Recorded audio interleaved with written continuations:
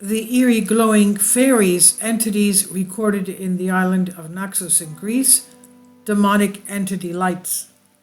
If you see the two videos before this, reptilian head statue found in Crete, where a monk built a statue of a reptilian head in order to seal the cave entrances, where in the island of Crete, we know even since antiquity, we've had stories of titans, demigods, Olympian gods.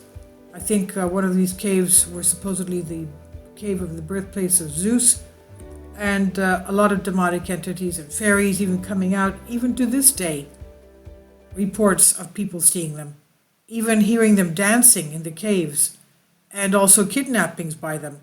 Very strange occurrences. Now, what about this thing in Naxos? We have someone taking a picture of it at night. The eerie glowing entities of these fairy-like lights. Naxos, the largest island of the Cyclades, has been continuously inhabited since the 5th millennium BC. That's at least 7,000 years ago until today.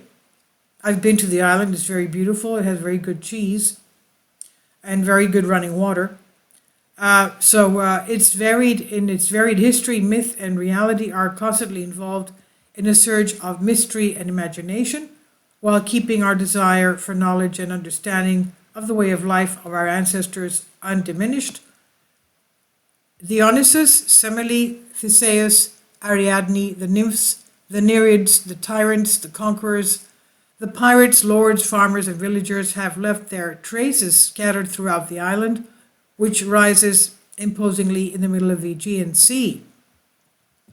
The Axiotes or Naxios, like other populations, were people of deep faith who were looking for answers to the unexplained.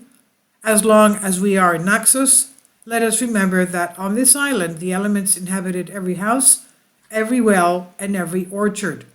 The elements of Naxos, meaning entities, were never presented in the same form, since they preferred to constantly change their appearance, so they were shapeshifters.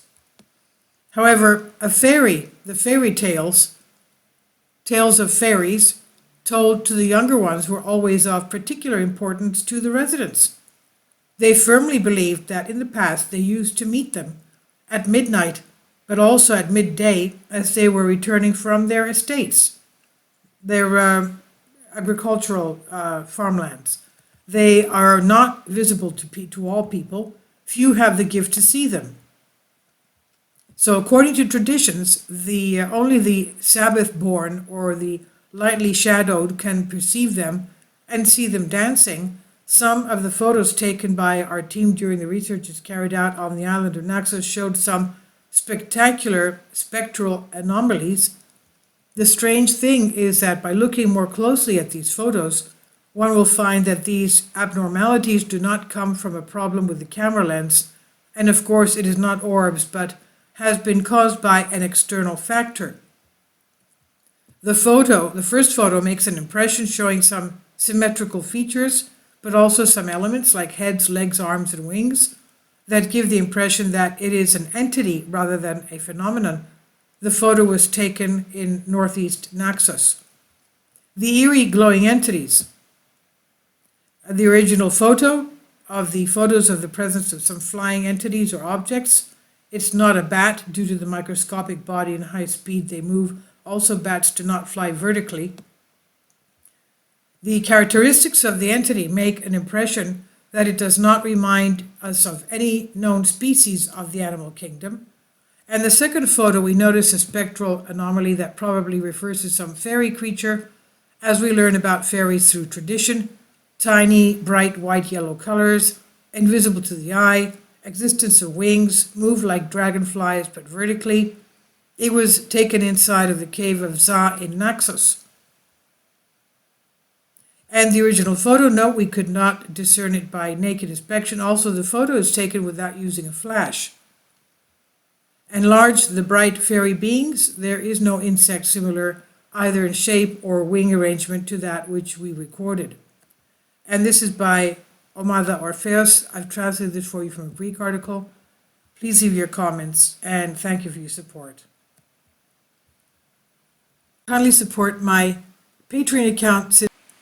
The daily posts are 5 videos daily, and they are totally different from what I have on my YouTube channel. Thank you so much for your support and that you find all my content so interesting. You'll find the Patreon account details in the description box below.